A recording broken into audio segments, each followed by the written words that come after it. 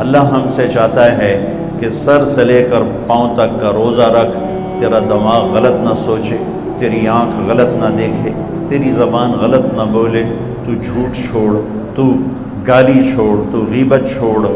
تو گلے چھوڑ، تو طنز چھوڑ، تو بہتان چھوڑ، تو لوگوں کو بے عزت کرنے والی باتیں چھوڑ، تو غیبت سننا چھوڑ، لوگوں کی برائی سننا چھوڑ، تو غلط چیزوں کو سننا چھوڑ، تیرے کان روزہ رکھیں، تیری دل روزہ رکھے، اس میں